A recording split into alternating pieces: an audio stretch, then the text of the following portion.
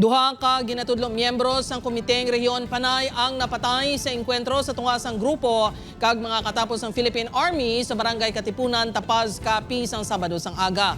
Ginkilala ang duha nga sanay alias Edwin, 55 anyos, taga Sigma Capiz, kag alias Denmark, 37 anyos sang Uton, Iloilo. Nagsugod ang engkwentro sa tunga sa mga rebelde kag gintingob nga puwersa sang 82nd, 61st kag 12th IB sang Philippine Army pasado alas 7:30 sang aga kag naglawig sang 10 ka minuto. Na-recover sa militar ang mga mataas nga kalibre sang armas katulad sang rifle, grenade, explosives, mga bala kag pila ka personal nga kagamitan sang rebelde nga grupo. Wala naman sang napilasan sa bahin sang militar. While our troops were heading to the specific location kung saan sinabi ng mga residente nandoon yung armadong grupo, ay suddenly pinaputukan na po ng mga armado yung ating kasundaluhan. Kaya nagresulta ay nagpalitan na po ng putok